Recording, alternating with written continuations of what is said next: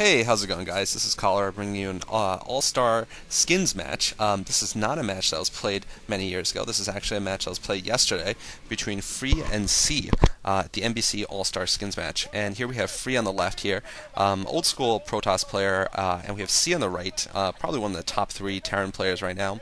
Neither player has won a major Star League yet, but both players are probably in the top 5 of their respective races, and I expect a fairly close match here. It's a good billing here. The first map is Longinus II, and the skins match is a really interesting setup. It's a match setup where you get paid money per game you win, and it depends on what number game it is and how many games in a row you've won. Here we have Free spawning in orange at the 11 o'clock position, and we have C spawning in white at the 3 o'clock position. Yeah, so I'm deciding not to do the historical commentaries for a little while at least. I'm going to move on to some newer games, perhaps just this series, and then maybe I'll move back to some older series. But we'll see how you guys like these modern games also, these games from yesterday instead of 5 years ago. Anyway, so if you like my videos so far, please check out sc2gg.com and the other commentators there, new and old. They're just a great site for English language commentaries of StarCraft games. And yeah, so and please give me comments on what you think of these games and what series from the past you'd like to see. A pylon being built here for Free at the 11 o'clock position, and yeah, he's just putting it in his base, actually. Longinus II is a 3-player map, spawns at the 11, 3, and 7 o'clock positions. Each main has one natural expansion, and there is a central fighting area that's on ramps, and fairly good for siege tanks, actually. This map is very evenly balanced, though, on a Terran versus Protoss matchup. According to statistics on TeamLiquid.net, it's 50-50 almost, so no advantage really to either race here. Yeah, so please check out sc2g.com. I know I said that again, but I'm very excited to be part of their team right now, and excited to be bringing you these matches. I'm not sure exactly what I expect from either of these players here. I expect fairly standard builds. C Shield is known for just solid macro play and solid playing in general. It's unfortunate he doesn't do so well in the MSO or OSL. He does very, very well in the Pro Leagues. He's actually ranked first in the Pro Leagues, I believe, as of about a month ago. And we see he's getting his barracks and refinery. And actually, Free's choosing to get his expansion first. He's going for a 14 Nexus, it looks like, or a 12 Nexus.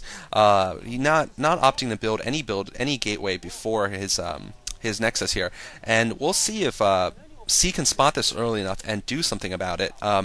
If he does spot it early enough, I expect maybe a fast 2-factory build and a quick attack, knowing that the unit count will be pretty low for the Protoss player. Otherwise, I could expect a fast expansion of his own. Both options would make sense, but it looks like C has not yet begun to scout yet. He's keeping all his SCVs on mineral production here, and just trying to get his resources up. We do have a scout going down for Free, but it's going to go to the wrong spawn position, and now the simulator going up for Free.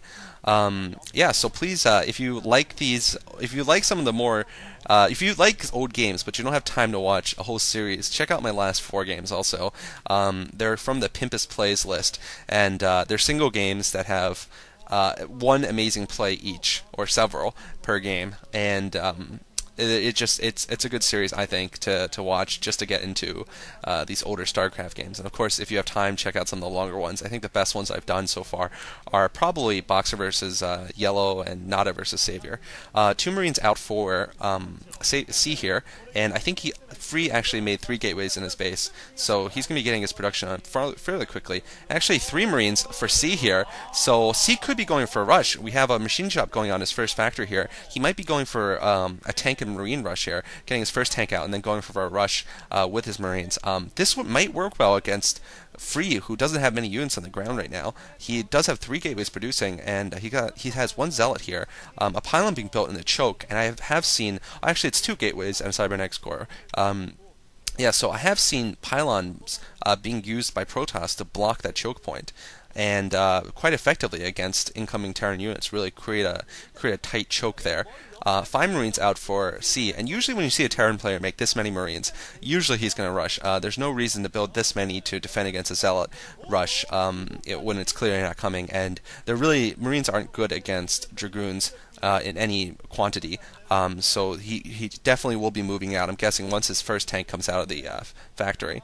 And the tank is out, and we'll see if C decides to push out here. And we're seeing actually a push by Free into C also. So Free, I think, has a pair of Dragoons and a Zealot, but that's going to get pushed back by this incoming force here. And Free should know that the rush is on now. Looks like his Cybernetics core is spinning, so I'm guessing it's range upgrade. And yes, he is using pylons to build a choke there to prevent vultures, especially from getting in and harassing his mineral workers. It looks like, yeah, more units going up, but that ramp is actually a really good place for C to, but for Free to be. But Free doesn't have enough to hold that place. It looks like a vulture planting a mine behind these Dragoons. That mine does get taken out. Excellent micro by Free. He had to target fire that mine specifically to get rid of it, but he knew he had to do it to prevent that from killing a lot of Dragoons, or doing a lot of damage at least.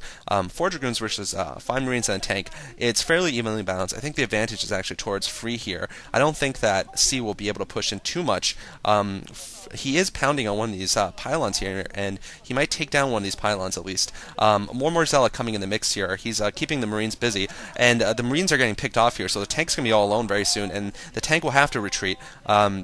Marines are all getting slaughtered here, and looks like Free managed to hold against this early factory Marine rush here. So I'd give him the lead here economically and just pretty soon macro-wise, because he's going to be able to produce a lot more units quicker.